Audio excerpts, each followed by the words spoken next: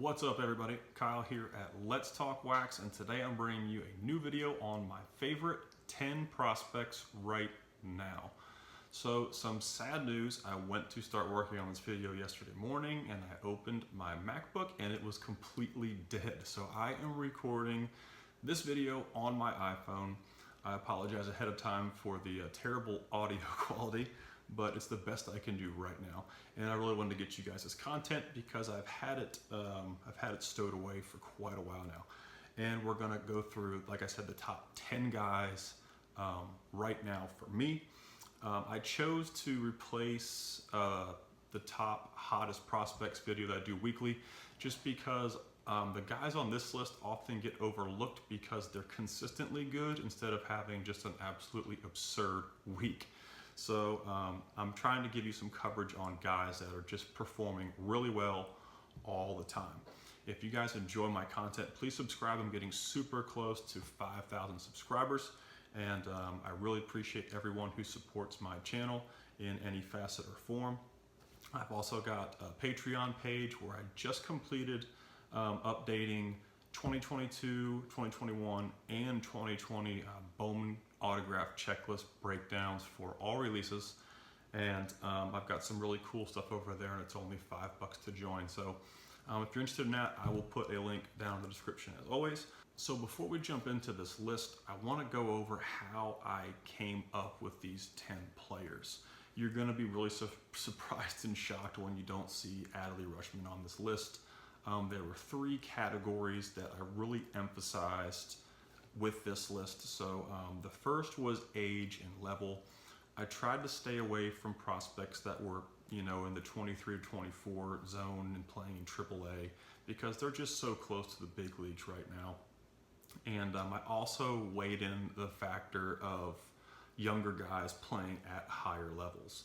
And when I do my hot sheet weekly videos, the guys that are like 19 playing in high A or double A, they may be hitting 300 for the week, but they don't get a shout out on the hot sheet just because there's guys that are 23 in the same level hitting 400 for that week. So like I said, I wanted to give these guys a shout out. So age level was a big factor. The second huge factor is career stats and 2022 stats. I didn't want to go off of 1 week, one hot streak, and I took all these players' career stats into account along with what they're doing in 2022. And finally, if you guys watch a lot of my content, you know that I am really big on K numbers, K percentage, K to walk rate, walk percentage. And I didn't put any of these guys that have some iffy K numbers, like Nolan Gorman. He's got like, I think 17 or so home runs right now, but he's got a career high K to walk ratio. So he's a guy who is not going to be on this list specifically because he does not have great K numbers. So before you hammer me in the comments about guys that I missed, just take into consideration these were 3 of the big factors that I used for this top 10 list. All right, so coming in at the 10 spot, I actually should have mentioned that I put 11 guys on this list simply because I felt 11 guys really needed to be on this list. And I have a tie for 10th instead of an honorable mention because I think the 2 guys in the 10th spot really deserved, like I said, to be on this list. And first, it's Michael Harris. And you can see I did a top 100 next to my rank. And if you don't watch a lot of my videos, the basic info is in the purple. The 2022 season info is in the yellow columns, and the career numbers are in the green columns, just to clear up any confusion. I'm a huge stat nerd with Excel, so I love putting these things together. But Michael Harris is a 21.1, a very young 21-year-old, just turned 21 in Double A. He had a huge year last year, and he is continuing to do great in Double A. So he's hitting 289 this year with a 193 ISO. He's got 4 home runs and 10 stolen bases and a 21.3 K percentage and a 7.3 walk percentage. Career-wise, he's hitting 289 as well with a career ISO of 144 and a career K percentage of 19.1. If you notice, Michael Harris's ISO increased by 50 points so far this year, and that's really good to see. He plays elite defense in the outfield. He's a great athlete. You can see he's already got 10 stolen bases, but he's a very dynamic player, and his power is continuing to grow as he develops physically, and any power at all as a 21-year-old AA is pretty exceptional. So that's why he's number 10 on this list. My second number 10 is Gunnar Henderson with the Baltimore Orioles. He's a third baseman. He's 20.8, so he's yet to turn 21. He'll turn 21 in about 3 months. He's playing in AA as well. And this season, he's hitting .293 with a 192 ISO, 4 homers, 12 stolen bases, a 17.5 K percentage, and a 22.6 walk percentage. So he's walking more than he's striking out in AA as a 20.8-year-old, which is really unbelievable. Gunnar was promoted to high A last year. He struggled a ton. A lot of people thought, they went ahead and sold all their Gunnar Henderson stuff because he dominated A ball, got promoted to high A, a lot like Luciano. He struggled, but he's coming back this year, and he's really dominating AA. He's gonna probably be a third baseman. He's splitting time between third base and shortstop, which, if he's a shortstop, he's going to play shortstop almost all the time. But he's splitting between third base and short. I think a lot of you guys know he's probably going to wind up as a third baseman at the next level. So Gunnar Henderson is my final number 10 out of the two. And coming in at number 9 is Marco Luciano. Now, like I said, a lot like Henderson, he struggled last year in high A. The Giants sent him to the Arizona Fall League. He struggled in the Arizona Fall League as well. He's 20.7, so he's just about to turn 21 in 4 or 5 months. He's playing in high A, but he's hitting .306 with a 200 ISO, 4 homers, no stolen bases yet, a 21.6 K percentage, and a 9.2 walk percentage. So his K numbers are tremendous compared to what they were in high A last year. So that's showing me he's making a lot of improvements.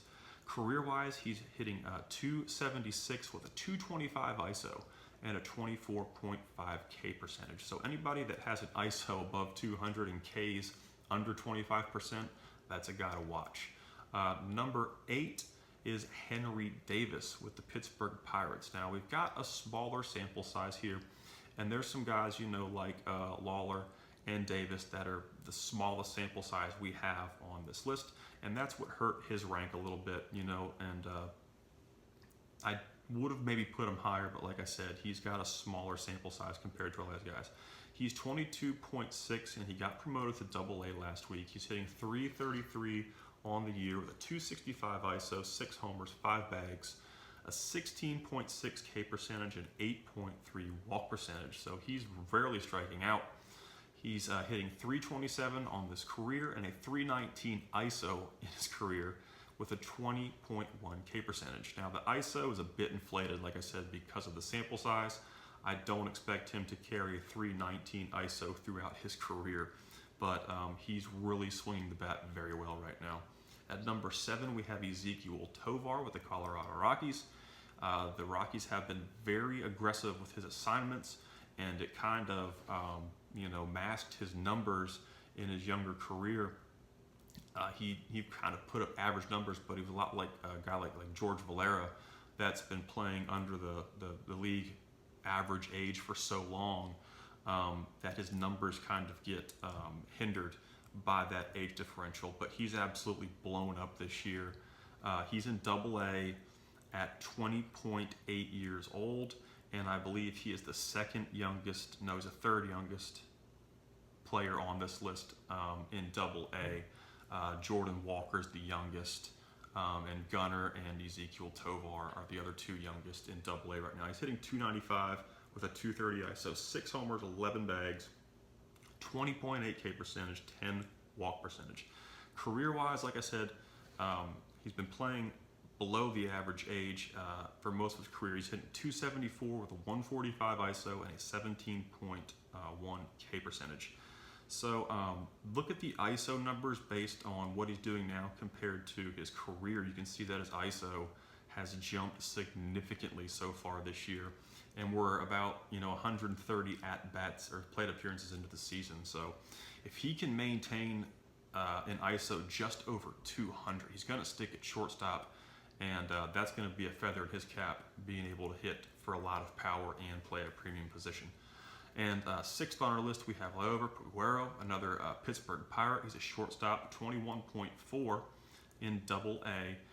This season, he's hitting .322 with a .203 ISO, 3 homers, 7 stolen bases, a 20 K percentage, and a 4.8 walk percentage. He does not have great K to walk ratio, but his K percentage is super low. So he likes to swing, but when he swings, he makes contact. So he's not taking a lot of walks, but I can live with that as long as his K percentage is like in the 20s, in the low 20s or the upper teens. He's just making a ton of contacts. He's got really good bat to ball skills. Career-wise, he's hitting .290 with a 158 ISO and a 22.1 K percentage.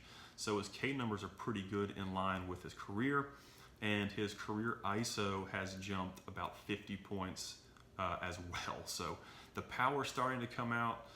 He's already got the elite contact skills, and he's going to play a premium position. So Liover Puguero is going to round up our bottom 5.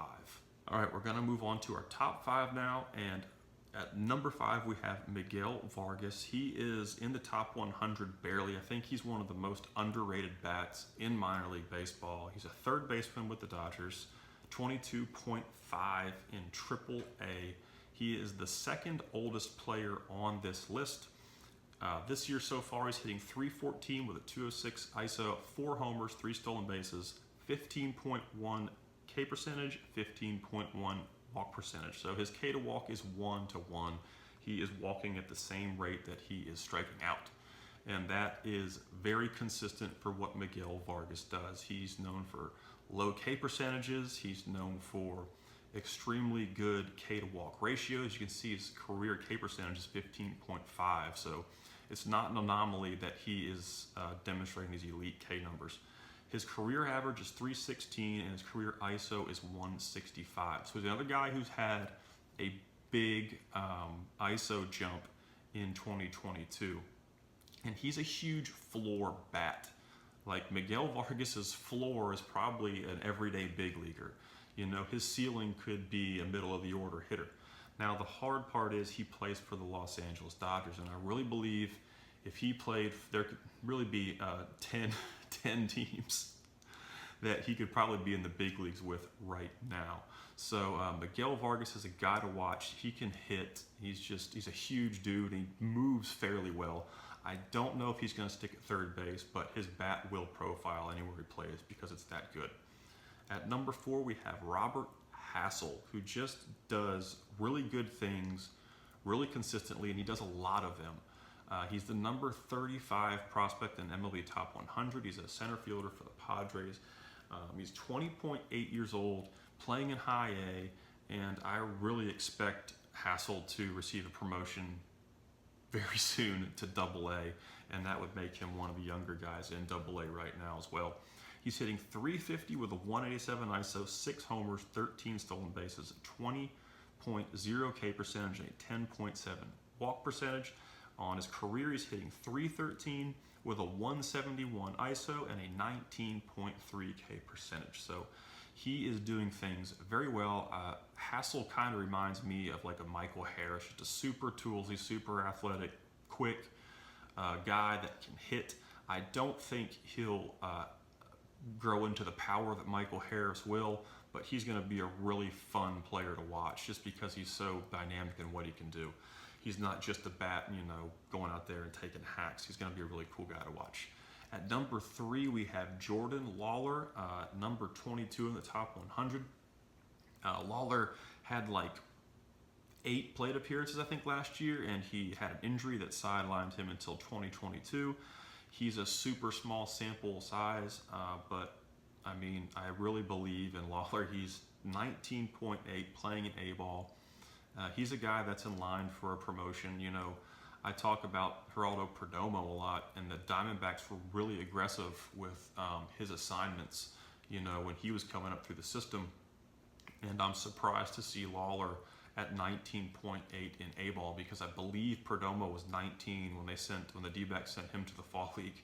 So I'm not sure if they're working on something with him, or if they just want him to have some early success to kind of, bolster him through the minor league system a little better with confidence. But he's in A-ball. I'm looking for a promotion to high A, maybe even double A by the end of the year. He's hitting .340 with a .226 ISO, 6 homers and 16 stolen bases. So he's leading this top 10 in stolen bases, and he's got some juice. He's got .226 ISO. So his K percentage is 23.7, and his walk rate is 14.5. Now he's got the second highest K percentage, but he's got like the top, I think he's top 3 in taking walks. So he strikes out a little bit, but he can also take a walk. Career-wise, he's hitting .342 with a .226 ISOP and a 24.4 K percentage. So Jordan Lawler at number 3, he's a huge guy to watch. Now my top 1 and 2 was really hard for me to deviate between who should be number 1 and number 2. I think both of these guys are a coin flip for the first spot on the list. But Jordan Walker is coming in at number 2. He is the 29th ranked prospect in MLB.com's top 100. He is a third base prospect with the St. Louis Cardinals, the youngest player in AA right now, the youngest player at 19.9. So he won't turn 20 for about 2 months. He's hitting .333 with a 176 ISO, 3 homers, 10 stolen bases, 22.1 K percentage, and a 13.0 walk percentage. Now, career-wise, and Walker has been very low age for his assignments.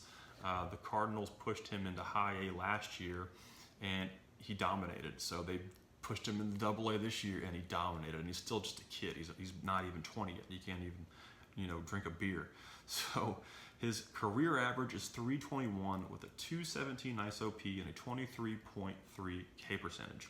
He is probably, if I had to pick one bat, not considering defense, considering nothing else but just bat, Jordan Walker would be the top bat in the minor leagues for me right now, just based on pure bat. And I think that's why I gave Carroll the number 1 spot, because he is a little more versatile. He can steal bases, and he can play, a really good, possibly Gold Glove center field.